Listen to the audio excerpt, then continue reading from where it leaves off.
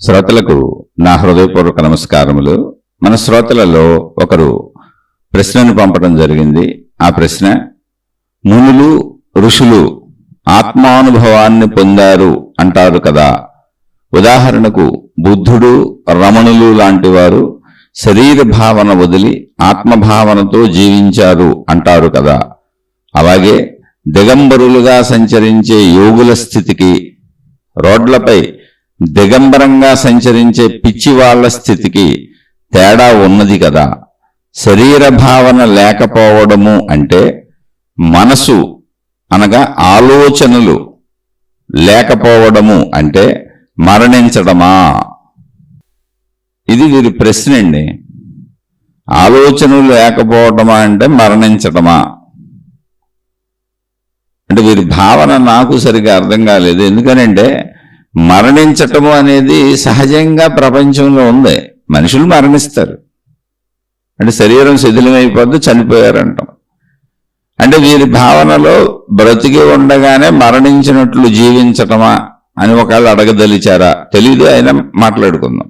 మరణించటము అనేది సహజంగా అందరికీ తెలిసిన విషయం ఏంటంటే, ఒక వ్యక్తి ప్రాణం పోయింది, మరణించాడు లేదా మరణించారు, స్త్రీలైన పురుషులైన. అంటే ఇక ఆ శరీరము దేనికి పనిచేయదు, కాల్చివేయుట లేదా పూడ్చివేయుట, ఇంతే ఆ శరీరం. కొంతమంది మహాయోగుల శరీరాలని నీళ్లలో వదిలేస్తారు, నదుల్లో వాటిల్లో వదిలేస్తారు, జలచరాలు అవి తినేస్తాయి. ఇది అతి అరుదుగా జరిగే సంఘటన. అది ఎక్కువగా కాల్చేయటం, పూడ్చేయటం ఎవరిదైనా ఎక్కడైనా సరే. ఇప్పుడు సమాధులు కట్టినా అది పూడ్చేయటం కింద వస్తుంది. ఇది మరణం. కాబట్టి మరణం అనేది ఇక్కడ దీనికి సరిపోదు, ఆ స్థితికి సరిపోదు. ఏది ఆత్మానుభవము అనే స్థితికి మరణం అనేది సరిపోదు. కానీ మరణించినట్టు జీవించటం అంటే, మరణించినట్టుగా అసలు మనిషి జీవించలేడుగా. మరణించటం అంటే శరీరం లేకపోవటం, ఇంకా శరీరం శిథిలమైపోవటం, శరీరం నశించిపోవటం. ఇక ప్రశ్నలోని అంశాలను గమనిద్దాం.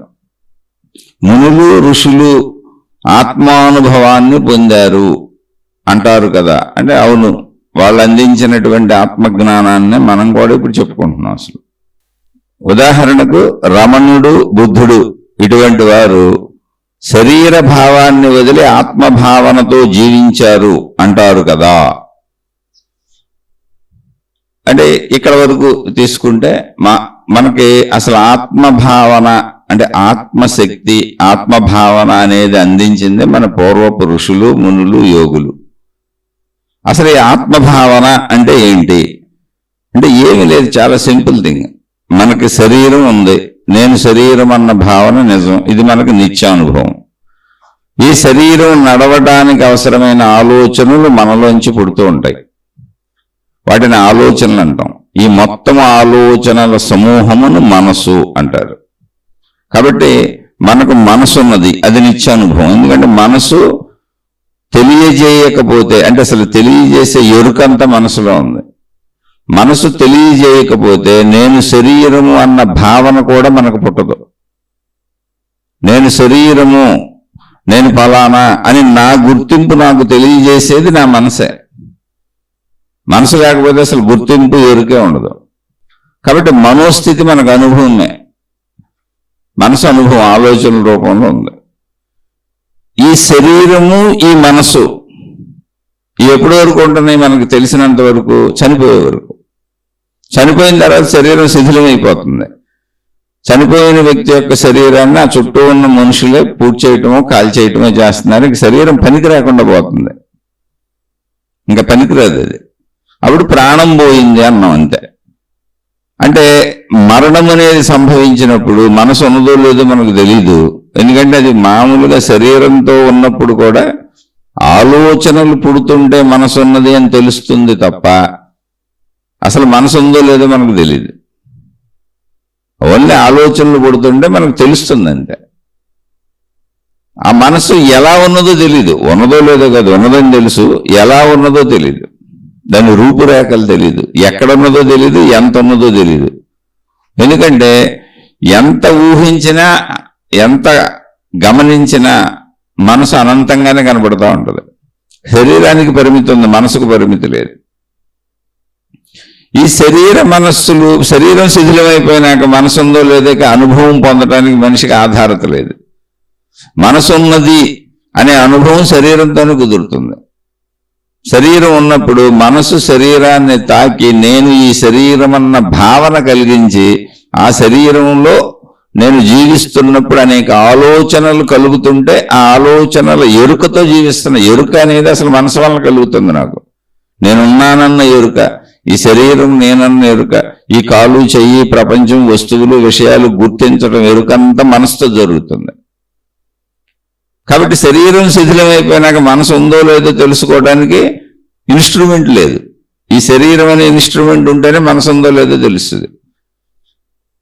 శరీరం పోయింది, మనసు ఉందో లేదో కూడా తెలియదు. ఇప్పుడు మరణం తర్వాత ఇంక తెలియదు మనకు. అందుకని ఎవరు లేదు ఏమీ లేదు, ఇక మరణించాడు అయిపోయింది అనుకుంటున్నారు. అందుకే శరీరము నేనన్న గాఢ భావన మనుషులకు ఉంది. ఎందుకని ఒక మనిషి ఉన్నాడు అంటే అక్కడ ఉన్నది శరీరమే. ఎవరైనా సరే స్త్రీ పురుషులు ఎవరైనా ఉన్నారు అంటే అర్థం ఏంటంటే శరీరం ఉంది అక్కడ. మిగిలిన స్థితులు మనకు తెలియదు, ఉన్నా తెలియదు. ఇప్పుడు మనసు ఇక్కడ శరీరం శిథిలం అయిపోయినాక మనసు ఉండొచ్చు మందే, కానీ మనకు తెలియదు, ఎవరికి తెలియదు. అది అక్కడి నుంచి ఆధ్యాత్మికత మొదలైంది. అసలు నువ్వు బ్రతికుండగానే నీలో మనసు ఉంది, అంటే శరీరంతో నువ్వు ఉండగానే నీలో మనసు ఉంది. మనసు ఎలా ఉన్నది తెలీదు, ఎక్కడున్నది తెలీదు, ఎంత ఉన్నది తెలీదు, అసలు దాని కూర్చిన వివరమే తెలియదు. మరి మనసు ఉందని ఎలా చెప్పగలవు అంటే అసలు మనసు అనేది లేకపోతే, ఆలోచనలు అనేవి పుట్టకపోతే నేను ఈ శరీరం అన్న భావన కూడా నాకు లేదు. అది నువ్వు ఆ భావన, మనసు భావన నీకు మనసు వల్లనే కలుగుతుందని ఎలా చెప్పగలవు?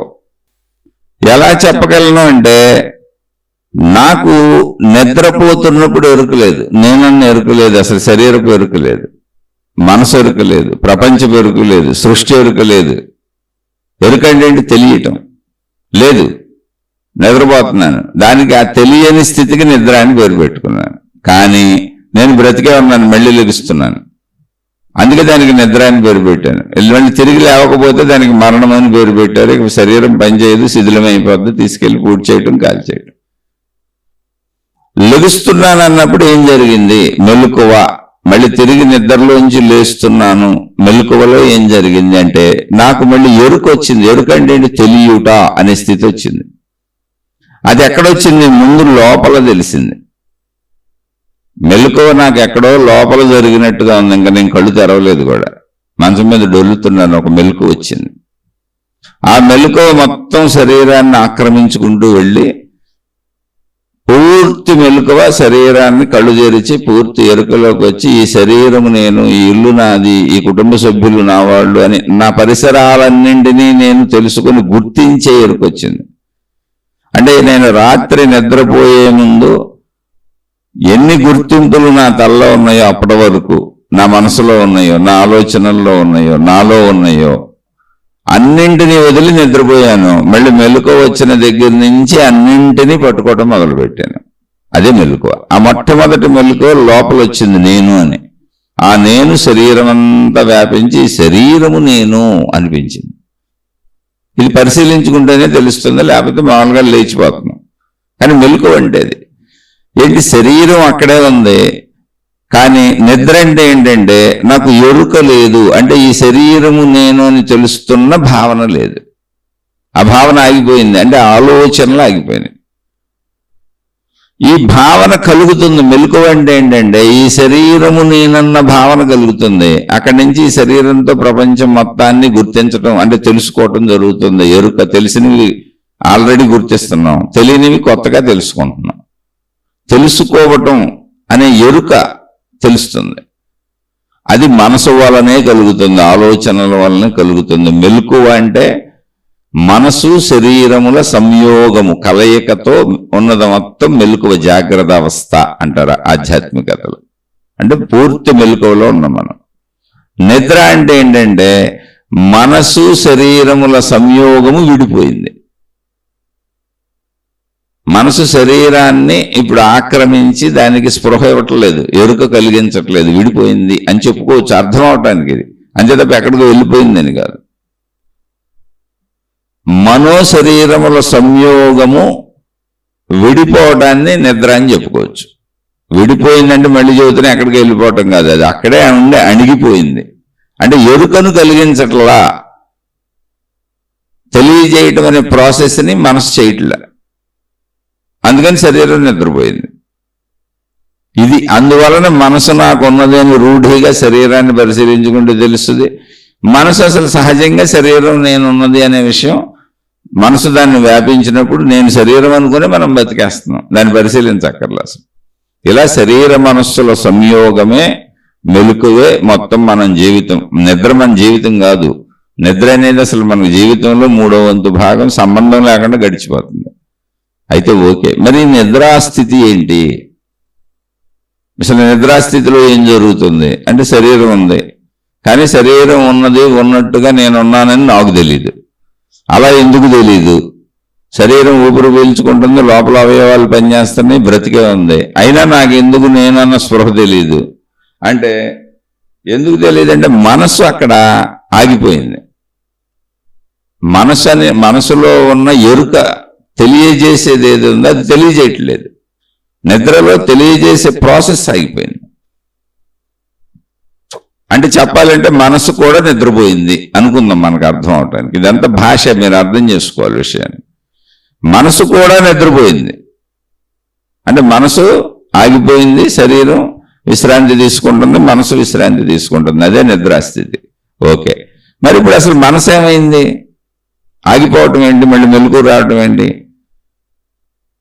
ఆగిపోవటం అంటే ఏంటి? ఏమి లేదు, శరీరమునకు ఎరుకను అంటే తెలుసుకునే స్థితిని కలిగించట్లేదు, ఎరుక స్థితిని కలిగించట్లేదు. అంటే శరీరమునకు నేను ఈ శరీరం అనే భావాన్ని కలిగించట్లేదు.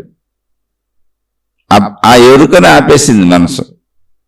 ఎందుకు ఆపింది అసలు అంటే అప్పుడు మనసు గురించి తెలుసుకోవాలి. ఈ నిద్రాస్థితి ఏంటి, మనసు అలా ఎందుకు ఆపింది అంటే అప్పుడు మనం మళ్ళీ పూర్తి మనసు యొక్క సంపూర్ణ స్వభావం తెలుసుకోవాలి.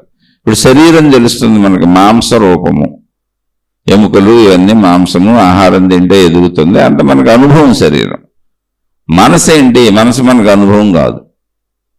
మనసు మనకు ఉన్నదని తెలుసు, కానీ ఎలా ఉన్నదో తెలియదు, ఎక్కడ ఉన్నదో తెలియదు, ఎంత ఉన్నదో తెలియదు, అసలు ఏంటో తెలియదు, దాని స్వరూప స్వభావాలు ఏమీ తెలియదు. ఉన్నదని ఎలా తెలుసు అంటే అసలు దానివల్లనే ఎరుక కలుగుతున్నది కనుక, లోపల ఆలోచనలు కలుగుతున్నాయి కనుక, భావములు కలుగుతున్నాయి కనుక, భావోద్వేగములు కలుగుతున్నాయి కనుక ఉన్నదని తెలుసు. అక్కడి వరకు మనసు తెలుస్తుంది. ఇప్పుడు మనసును అసలు పూర్తిగా పరిశీలిద్దాం, మనసు యొక్క సంపూర్ణత్వాన్ని తెలుసుకుందాం. అప్పుడే పుట్టిన పసిబిడ్డకు మనసు ఉన్నదా అంటే లేదు అని మనం భౌతిక ప్రపంచ రీత్యా చెప్పుకోవాలి, మన అనుభవ రీత్యా లేదు. అందుకనే ఆ బిడ్డ తనను తాను గుర్తించుకుంటుందో లేదో మనకు తెలియదు బిడ్డ స్థితిలో, కానీ ఎవరిని గుర్తించే స్థితిలో ఉండదు, ఏమీ చేయగలిగిన స్థితిలో ఉండదు. ఎందుకంటే శరీరము ఎదగలేదు. శరీర ఎదుగుదలతో పాటే మనో ఎదుగుదల కూడా జరుగుతుంది, అంటే మనసు విషయ సేకరణ జరుగుతుంది. అప్పుడే పుట్టిన బిడ్డకి విషయ సేకరణ లేదు. అసలు మనసులో ఏమున్నాయి? మనసు అనే దాంట్లో ఏమున్నాయి? ఏమీ లేవు. మొత్తం మనం ఈ శరీరంతో గ్రహించిన విషయాలు ఉన్నాయి. ఈ శరీరము నేనన్న మొదటి భావన, ఈ శరీరమునకు సంబంధించిన పంచేంద్రియములతో చిన్నతనము నుంచి ఇప్పటి వరకు మనం గ్రహించిన అనుభవించిన విషయాలు ఉన్నాయి అంతే. అవి జ్ఞాపకాలుగా ఉన్నాయి, అవే భావాలుగా ఉన్నాయి, అవే ఆలోచనలుగా వస్తున్నాయి. తెలియనిది ఆలోచనగా రాదు. అసలు తెలియని దానిని ఊహించడం కుదరదు. అసలు అన్నీ తెలిసినవే ఉంటాయి. మనసు అంటే తెలిసినది, పాత చింతకాయ పచ్చడే. శరీరము ద్వారా తెలుసుకున్న విషయములు, శరీరము ద్వారా అనుభవించిన విషయములు, అది మనసు. అంటే మనసు అంటే విషయముల సమూహము, మొత్తం అందులో విషయాలు ఉన్నాయి. ఆ విషయాలన్నీ శరీరము ద్వారా ప్రపంచం నుంచి గ్రహించినవే, అదే అసలు మనసు. అప్పుడే పుట్టిన పసిబిడ్డకి మనసు ఎందుకు లేదు అంటే అందులో విషయాలు లేవు, మిగిలిన శరీరం ఉంది. శరీరం ఉంది, బిడ్డ బతికే ఉంది. బిడ్డ బతికే ఉంది అంటే ఎవరైనా చనిపోయినప్పుడు ఏం చెబుతున్నాం? ప్రాణం పోయింది అంటున్నాం. అంటే ఇప్పుడు బిడ్డ బతికే ఉందంటే ఏంటి? ప్రాణం ఉంది, ప్రాణం ఉంది, శరీరం ఉంది, కానీ మనసు లేదు. మనసు అంటే ఏంటి? విషయములు. శరీరముతో ప్రపంచం నుంచి గ్రహించిన విషయములు అవి లేవు, ఇంకా ఏర్పడలా. అక్కడి నుంచి బిడ్డ ఎదుగుతూ శరీరం ఎదుగుద్ది. ఆ శరీరము ద్వారా పంచేంద్రియములు పనిచేస్తూ ఉంటాయి. ఆ పంచేంద్రియములు పనిచేయటం ద్వారా ప్రాపంచిక విషయాలను బిడ్డ గ్రహిస్తూ ఉంటుంది. అంటే ప్రాపంచిక అంటే చుట్టూ ఉన్న విషయాలను, అవన్నీ బిడ్డలో లోపల నిక్షిప్తమవుతూ ఉంటాయి. ఆ లోపల ఇప్పుడు బిడ్డలో ఏముంది? పుట్టినప్పుడు రెండే ఉన్నాయి, ఒకటి శరీరం ఉంది, ఒకటి ప్రాణశక్తి ఉంది. అంటే బతికుందిగా బిడ్డ, చచ్చిపోతే ప్రాణం పోయింది అంటున్నాగా, మనం పెట్టుకున్న పేరు అది. అంటే శక్తి, ప్రాణశక్తి ఉంది. అంటే ఇప్పుడు శరీరము ద్వారా ఆ ప్రాణశక్తి కదులుతుంది, అంటే శరీరాన్ని పనిచేయిస్తుంది. ఆ ప్రాణశక్తి లేకపోతే శరీరం పనిచేయదు, చనిపోయింది అంటున్నాం. కాబట్టి ఇప్పుడు శరీరము బతికి ఉంది, పనిచేస్తుంది అంటే ప్రాణశక్తి ఉండి పనిచేస్తుంది అని అర్థం. ఇదంతా అర్థం చేసుకోండి. అప్పుడు శరీరము పనిచేస్తూ విషయాలను గ్రహిస్తుంది. పనిచేయటం అంటే ఏంటి? శరీరం అసలు కంటితో చూడటం, చెవితో వినటం, ముక్కుతో వాసన చూడటం, నాలుగుతో రుచి చూడటం, చర్మంతో స్పర్శలు, పంచేంద్రియములను ఉపయోగించుకోవటం, అంతే పనిచేయటం అంటే. వాటి ద్వారా తెలిసిన విషయములన్నీ గుర్తులుగా ఉన్నాయి. గుర్తుగా ఉండాలంటే ఏమైంది? ఇవన్నీ లోపల ప్రాణశక్తిలో ముద్రింపబడినాయి. అందుకే మనకు లోపల గుర్తుగా ఉంటుంది. లోపల గుర్తులు ఉంటాయి, భావాలన్నీ లోపల పుడతా ఉంటాయి, లోపల ఉద్వేగాలు కలుగుతుంటాయి, ఆలోచనలన్నీ లోపల పుడతా ఉంటాయి. ఆలోచనలు, భావాలు, జ్ఞాపకాలు అన్నీ తెలిసినవే. తెలియని ఆలోచన పుట్టదు, తెలియని భావం పుట్టదు, తెలియంది జ్ఞాపకంగా రాదు. అంటే మొత్తం మనం గ్రహించిన పాత విషయాలన్నీ లోపల ఉన్నాయి. దాన్నే మనసు అంటారు. ఆ మొత్తానికి కలిపి మనసు అని పేరు పెట్టారు. ఒకటైతే ఆలోచన, ఒకటిగా ఏదో వస్తే భావము, భావం అన్నదే, లేదా ఒకటిగా ఏదో గుర్తొస్తే జ్ఞాపకము, అన్నీ ఒకటే. మొత్తంగా అవి ఎన్ని ఉన్నాయో అదంతా కలిపితే మనసు అని పేరు పెట్టారు. ఇప్పుడు మనసు యొక్క సంపూర్ణ స్వరూప స్వభావాలు తెలుసుకుందామని బయలుదేరాం మనం. ఇప్పుడు మనసులో మొట్టమొదట మనసులో బిడ్డ పుట్టినప్పుడు మనసు ఉన్నదా అంటే లేదు. మనసు అంటే అసలు ఏంటి? విషయముల సమూహము, మొత్తం విషయాలు, శరీరంతో గ్రహించిన విషయములు మనసు. ఆ మనసే ఆలోచనలు, ఆ మనసే భావాలు, భావోద్వేగాలు, ఆ మనసే జ్ఞాపకాలు, అన్నీ ఒకటే. అయితే ఇవి ఒక్కటేనా మనసు అంటే? ఇది ఎలా ఏర్పడింది? ముందే చెప్పుకున్నాం. బిడ్డ ఎదుగుదలలో శరీరములో ఉన్నటువంటి ఇంద్రియ శక్తులు, అంటే శరీరములో గ్రహించడానికి వీలుగా ఉన్న ఉపకరణములు ఏమున్నాయో, కన్ను, ముక్కు, చెవి, వీటితో గ్రహించిన విషయాలు ప్రాణశక్తిలో ముద్రింపబడినాయి. అంటే ప్రాణశక్తి బిడ్డకుంది, బతికుంది కాబట్టి శరీరం ఉంది. ఇప్పుడు ఆ శరీరము ద్వారా ప్రాణశక్తిలో ముద్రింపబడుతున్న విషయాలు ఏమన్నాయో అది మనసు అవుతుంది. అంటే మనసులో విషయాలు ఉన్నాయి, ప్రాణశక్తి ఉంది. మనసు ప్రాణశక్తి స్వరూపము, అందులో విషయాలు ఉన్నాయి. విషయాలు లేనప్పుడు అది ఒట్టి ప్రాణశక్తి, విషయములు కలిసి ఉన్నప్పుడు అది మనసు. ఇప్పుడు మనసులో రెండు ఉన్నాయి. ఏంటి? శరీరముతో చేసిన విషయములన్నీ. ఈ శరీరము నేనన్న భావనతో కూడింది కూడా మనసులోనే ఉంది. అయితే మనసు అలా ఇవన్నింటినీ తనలో గుర్తుపెట్టుకోవాలంటే అది శక్తి స్వరూపం, అదే ప్రాణశక్తి. ప్రాణశక్తులు ఇవన్నీ కలిసినాయి. అంటే ప్రాణశక్తిలో ఈ విషయములన్నీ ఎక్కడ కలిసి ఉన్నాయో ఆ భాగము పేరు మనసు. అంటే మన శరీరంలో ఒక భాగం పేరు కాళ్ళు, 2 కాళ్ళు ఉన్నాయని చెబుతాం.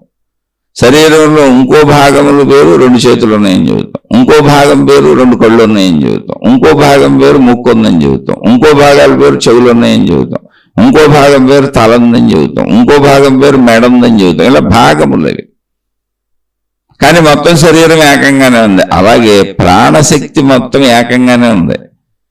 అందులో ఎంత మేరకు, ఎంత భాగములో మనం గ్రహించిన విషయములు ముద్రింపబడినవో లేదా కలిసినవో, ప్రింట్ అయ్యి ఉన్నవో అంత భాగము మాత్రమే మనసు, మిగిలినంత ప్రాణశక్తి. అందుకని నిద్రా సమయంలో ఏం జరుగుతుందంటే ప్రాణశక్తిలో మనసు కూడా సంపూర్ణంగా విలీనమైపోతుంది. అంటే శరీరపు ఎరుకను వదిలేస్తుంది. శరీరంతో కలిసి నువ్వు నేను శరీరము అనే భావాన్ని కలిగించే ఎరుకను వదిలేస్తుంది. ఇది ఎందుకు వదిలేస్తుందంటే ఇది మనం పెట్టుకున్న చర్య అసలు కానే కాదు. శరీరమునకు ఉన్నటువంటి పరిమితుల రీత్యా, శరీరమునకు ఉన్నటువంటి సామర్థ్యము రీత్యా, శరీరమునకు తగినంత విశ్రాంతి కావాలి అనేటువంటి శరీర నిర్మాణములోనే సృష్టి నిర్ణయం. అది మానవ శరీర నిర్మాణములోనే సృష్టి నిర్ణయం. దానికి కొంత విశ్రాంతి కావాలి. అందుకని మనసు విలీనమైపోయేలా మొత్తం సృష్టి శక్తి ఏర్పాటులోనే జరిగింది. మొత్తం సృష్టి అంతా చెట్లు పొట్లు జంతువులు మొత్తం సృష్టి అంతా కూడా శక్తి యొక్క నిర్ణయాత్మక విధానములో విధిలో నడుస్తున్నాయి. ఇది అంతే. ఇది మనకు సంబంధించింది కాదు, మనం కావాలని చేసేది కాదు. అందుకని నిద్ర పోకుండా అసలు ఎవరు ఉండలేరు. కానీ నిద్రాస్థితి ఏమిటి అన్నప్పుడు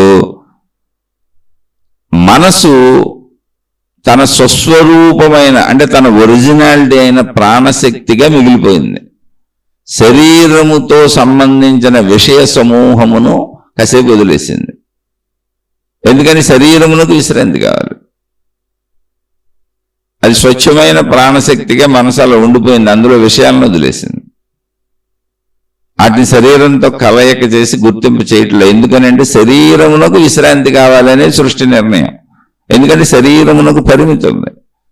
శరీరము 24 గంటలు పనిచేస్తూ నిరంతరము నిద్రపోకుండా 100 సంవత్సరాలు ఉండగలిగినంత సామర్థ్యము కలిగింది కాదు. దానికి ప్రాసెస్ ఉంది. అది తనను తాను రిపేర్ చేసుకోవాలి, మలమూత్ర విసర్జన చేసుకోవాలి. ఎందుకంటే పగలంతా తింటాం, మళ్ళీ తిన్నయన్నీ బయటకు పంపించేయాలి. మళ్ళీ ప్రాసెస్ ఉంది. మనం తిన్నదంతా శరీరం రక్తంగా మాంసంగా శరీరంగా మార్చుకోవాలి. ఆహార పదార్థాలని చాలా పెద్ద ప్రాసెస్ ఉంది. ఆ ప్రాసెస్లో మళ్ళీ మనం వృత్తి వ్యాపార ఉద్యోగాలు వీటితో అలసిపోతాం. అందుకని శరీరం మొత్తం ఈ ప్రాసెస్లన్నీ చేసుకొని తనను తాను బాగు చేసుకొని వేస్ట్ అంతా బయటకు వదిలేసి అలా ఒక రిపేరింగ్ ఆటో రిపేర్ ప్రక్రియ అదే చేసుకొని కొంత విశ్రాంతిని పొంది మళ్ళీ బలం పుంజుకొని మళ్ళీ ప్రపంచంలోకి వస్తుంది తిరగటానికి. ఆ బలం పుంజుకోవటానికి తనను తాను సెల్ఫ్ సర్వీసింగ్ చేసుకోవటానికి మొత్తం చెత్తనంతా బయటకు పంపించేయటానికి తాను తీసుకున్నటువంటి ఆహార పదార్థములు అన్నింటినీ నీరు కానీ ఆహార పదార్థాలు కానీ ఏవైనా అన్నింటినీ శరీరముగా మార్చుకోవటానికి ఈ ప్రక్రియలన్నింటికి అవసరమైనటువంటి పనులు చేసుకుంటూ ఒక విశ్రాంతి స్థితిని కలిగించుకో. ఎందుకని బయట విశ్రాంతి, అది లోపల విశ్రాంతి కాదు. లోపలంతా క్లీనింగ్ ప్రాసెస్ జరుగుతుంది. లోపలంతా తనను తాను రిపేర్ చేసుకుంటుంది, సరి చేసుకుంటుంది, ఏది అవసరమో అవన్నీ చేసుకుంటుంది. దాంతో అసలు మనకు సంబంధం కూడా లేదు. అంటే శరీరం ఆటోమేటిక్ మిషన్. అందుకే దాని జననము దాని జననం పుట్టుక దాని అంతం మరణము మన చేతులు లేవు అసలు. అలాగే దాని పుట్టిన కాడి నుంచి దాని ఎదుగుదల, అది శరీరం ఎదిగిపోవటం పెరిగిపోవటం తరిగిపోవటం కూడా మన చేతులు లేవు. అది ఆటో.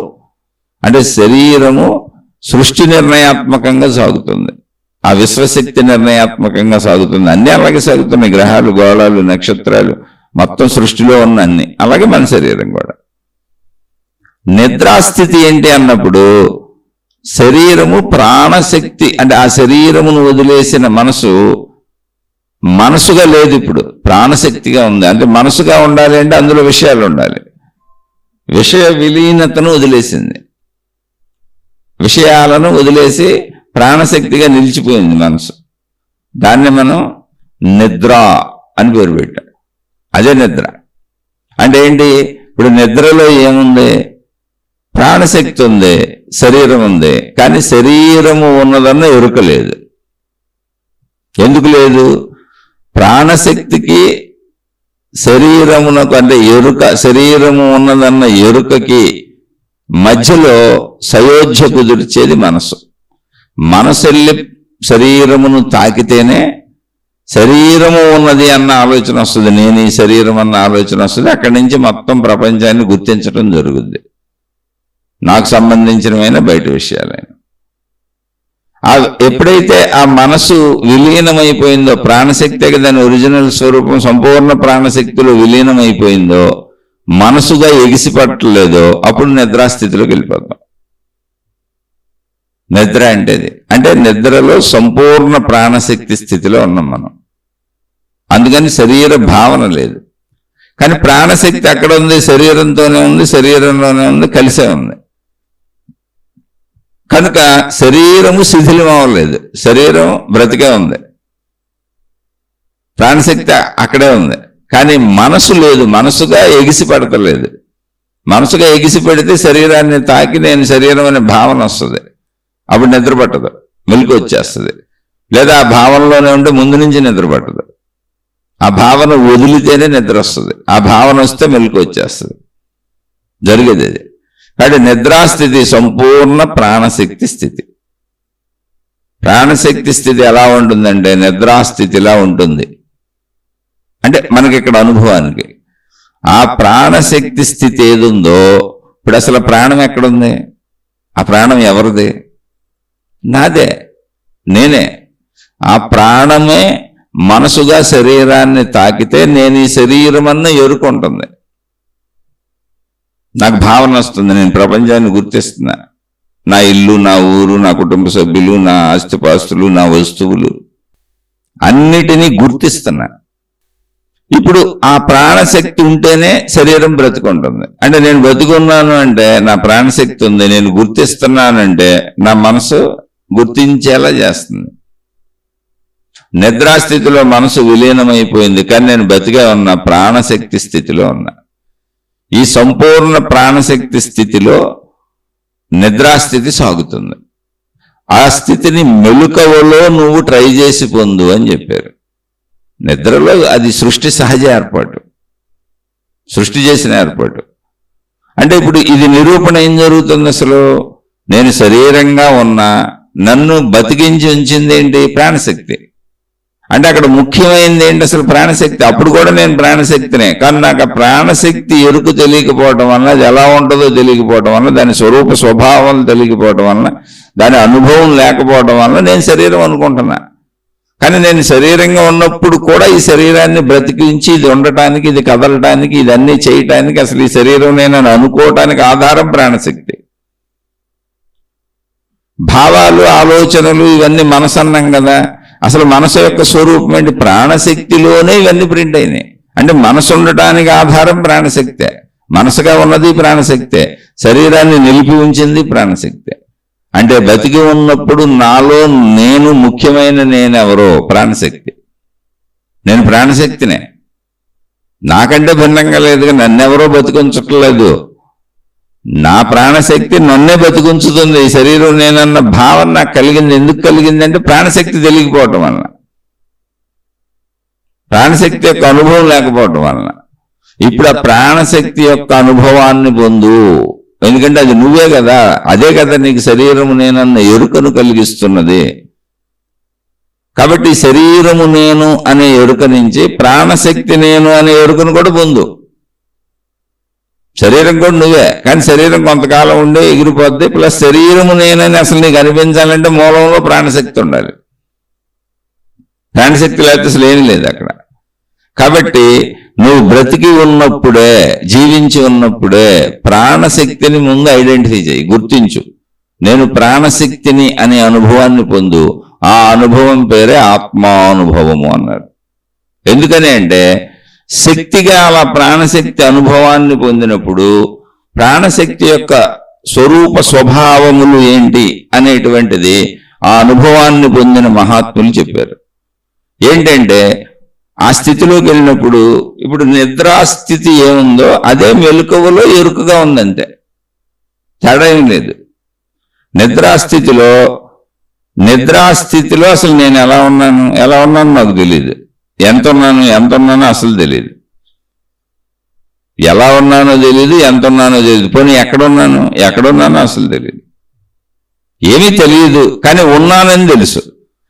ఎందుకని? లేకపోతే నేను మళ్ళీ మెలుకువని లేవనగా.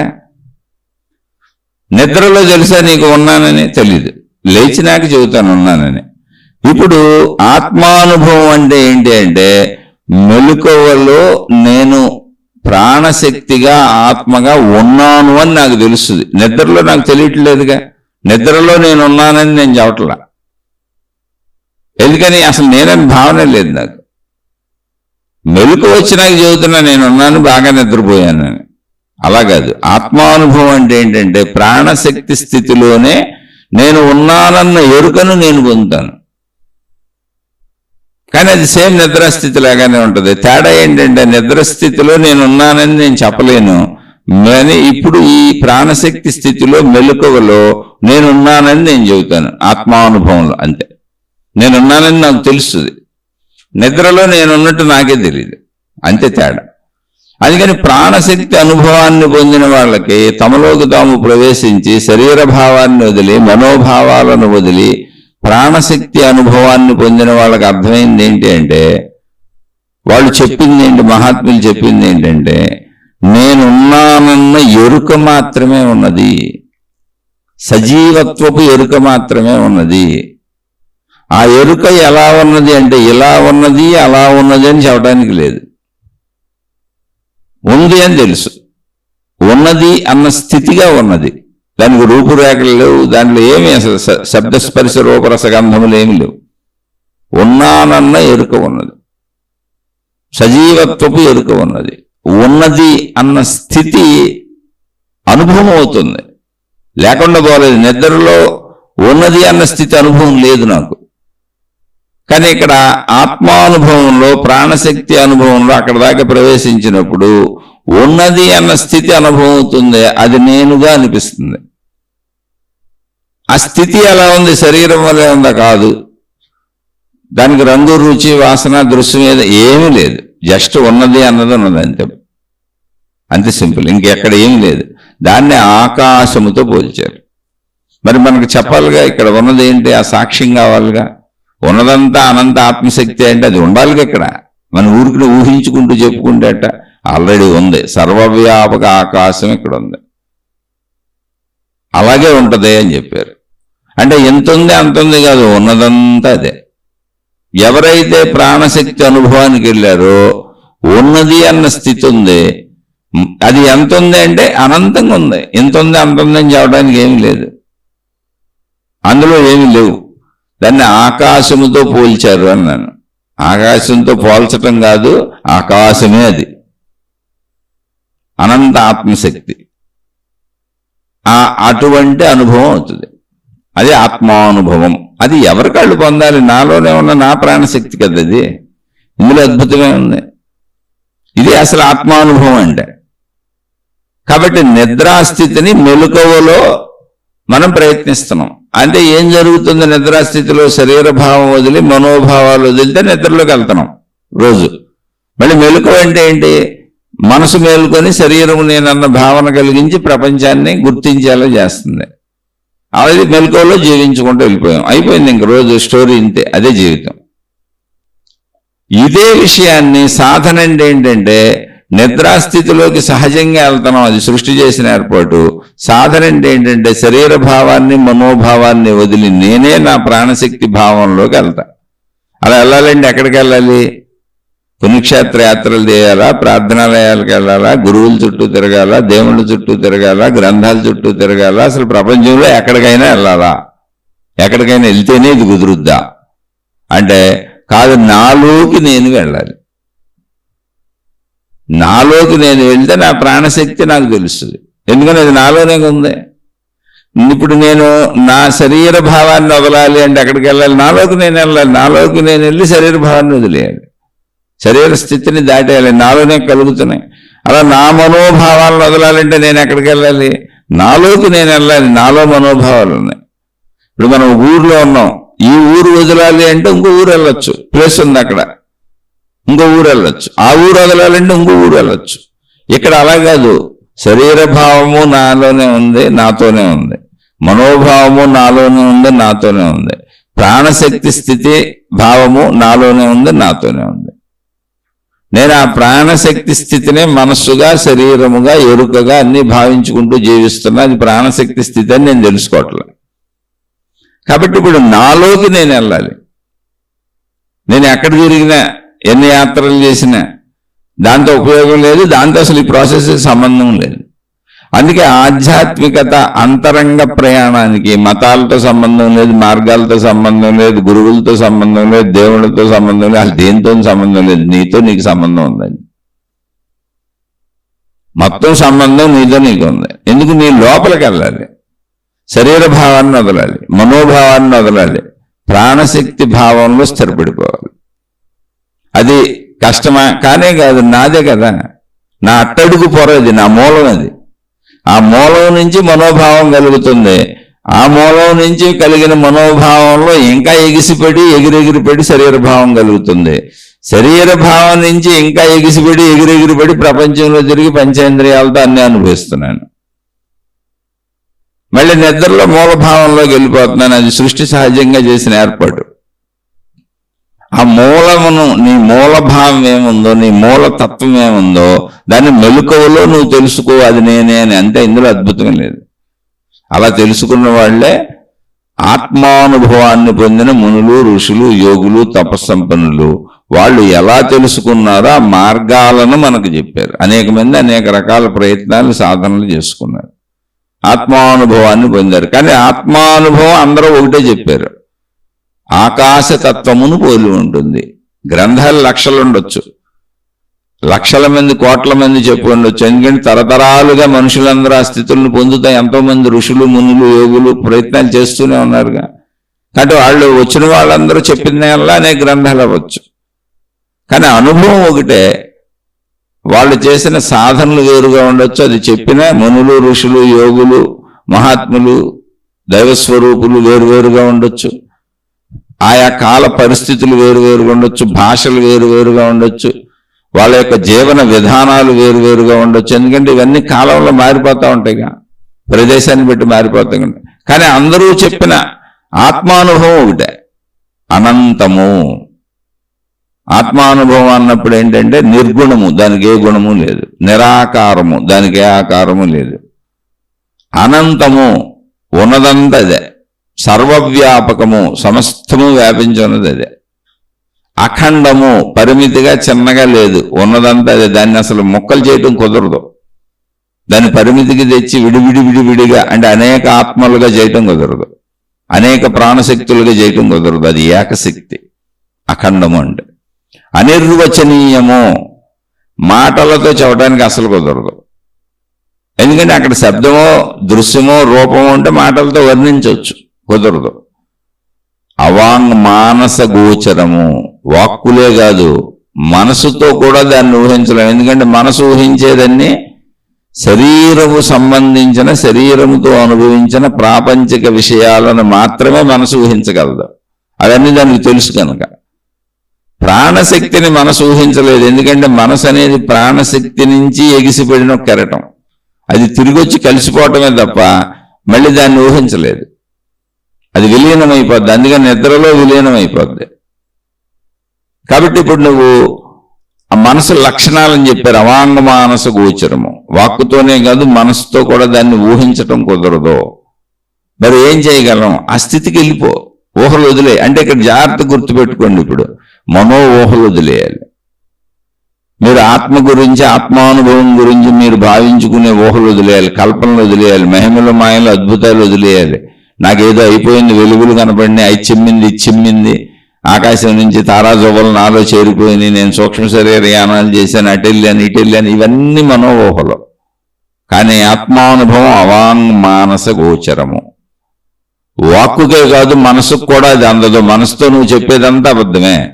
ఆత్మానుభవంలో నువ్వు మనసుతో ఊహాత్మకంగా మాట్లాడుతున్నావు. దేవుళ్ళు కనపడ్డారు, దేవతలు కనపడ్డారు, మహిమలు జరిగినాయి, మాయలు జరిగినాయి, అద్భుతాలు జరిగినాయి, నా శరీరం పైకి లెగిసిపోయింది, కిందకి లెగిసిపోయింది, నేను ఎక్కడో తిరిగాను, అక్కడ తిరిగాను, ఎక్కడ తిరిగాను, అనేక లోకాలకు వెళ్ళాను. ఇవన్నీ మనోచర్యలు, మనో ఊహలు. అవన్నీ అబద్ధాలే. ఎందుకంటే అది మనసుకు కూడా అందేది కాదు. మనసు అంటే ఏంటి? ఊహాత్మకమైంది. ఇంకా నువ్వు ఊహ ఏం చెప్పినా అది తప్పే. మాటకు అందదో, మనసుకు అందదు. మనసుకు అంతే మాటతో చెబుతావు నువ్వు, మనసుకు అందేది కాదు. కాబట్టి అది మాటతో చెప్పబడేది కాదు, అది అనుభవ స్థితి. కాబట్టి ఇటువంటి కల్పనాత్మక, ఊహాత్మక స్థితులన్నీ దాటి నువ్వు నీ ప్రాణశక్తి స్థితిలోకి రా అన్నారు. అందుకే ఇంకా జాగ్రత్తగా గమనిస్తే మనం మహాత్ములు ఈ మార్గంలో ప్రయాణిస్తున్నప్పుడు సిద్ధుల జోలికి వెళ్ళకండి అని చెప్పారు. సిద్ధులు అంటే మహిమలు అంటారు. సరే, సిద్ధులకి ఏదో పేర్లు పెట్టారు, అణిమ, మహిమ, గరిమ, లగిమ, అలా పేర్లు పెట్టారు. సరే, అటు వివరణ ఇవ్వచ్చు అనుకోండి, అది వేరే విషయం. సిద్ధుల జోలికి వెళ్ళొద్దని ఎందుకు చెప్పారు అంటే, సిద్ధులంటే ఏం లేదు, మన మనోహలు కల్పించి నాకు దేవుళ్ళు కనపడుతున్నారు, దేవతలు కనపడుతున్నారు, నాకు అవి జరిగిపోతున్నాయి, ఈ జరిగిపోతున్నాయి అంటే మనం ఒక్కళ్ళమే చెబుతాం, మిగిలిన ఎవరికి అది కనపడదు అసలు అని చెప్పి మనం గొప్పవాళ్ళుగా, ఒక గొప్ప గురువుగానో, ఒక గొప్ప గురువునిగానో, మాతాజీనిగానో మనం ప్రజల్ని నమ్మించేసి మన రూపురేఖలు మార్చేసుకొని, వేషభాషలు మార్చేసుకొని, మన దగ్గరేదో ఇతరుల దగ్గర లేని సిద్ధి అంటే గొప్పతనం, మహిమ, అద్భుతం ఏదో ఉన్నట్టు, దాంతో మనం అందరినీ రక్షించేయగలిగినట్టు, మనకెవరో దేవుళ్ళు దేవతలు సహకరిస్తున్నట్టు, మనకేదో ఆత్మానుభవం అయిపోయింది, ఆత్మ అనేది చిన్న మొక్క అయినట్టు, ఆ మొక్క నాలో మెరిసిపోయింది అన్నట్టు, నేను మీకు మీ జబ్బులు పోగొడతాను, మీ కష్టాలు పోగొడతాను, మీ కన్నీళ్లు పోగొడతానని దాని గురించి అనేక వివరణలు ఇస్తూ, ఉపన్యాసాలు ఇస్తూ, నేను ఒక పెద్ద సిద్ధ గురువుని, సిద్ధిని పొందేశాను, లేదా నేను ఒక పెద్ద గురువుని, పెద్ద మాతాజీని మనకు మనమే బోర్డులు పెట్టుకుంటామే, ఇదంతా మనోకల్పన. అలాంటి వాళ్ళని నమ్మకండి అని, సిద్ధుల వైపు వెళ్ళకండి అని చెప్పారు. ఎందుకని? మనసులో ఆ కల్పనాభావాలు కలుగుతాయి. మనసు యొక్క లక్షణమే కల్పనాత్మకత. అందుకని అది కూడా జయించితేనే ప్రాణశక్తికి వస్తావు. అది జయించిన వాళ్ళు అక్కడ కొట్టుకొని లోకంలో ఇప్పుడు ఉన్న వాళ్ళందరూ వాళ్ళే మహిమలు, మాయలు, అద్భుతాలు చెప్పే వాళ్ళందరూ మనోలోకంలో కొట్టుకు చచ్చిపోతున్నారు. మనోలోకంలో కొట్టుకు చచ్చిపోతూ మహిమలు, మాయలు, అద్భుతాలని మెలకువలో, జాగ్రత్త అవస్థలో ప్రపంచంలో ప్రజలను మభ్యపెడుతూ, వీళ్ళు మేలుకొనున్న ప్రజల్ని మభ్యపెడుతున్న వాళ్ళందరూ మనోలోకంలో ఉన్నోళ్ళే. నమ్మేవాళ్ళు మనోలోకంలోనే ఉన్నారు, నమ్మిస్తున్న వాళ్ళు మనోలోకంలోనే ఉన్నారు. దీనికి ఉదాహరణ ఏంటంటే స్వప్నలోకము. మనం నిద్రపోతున్నప్పుడు బోల్డ్ కళ్ళు వస్తాయి.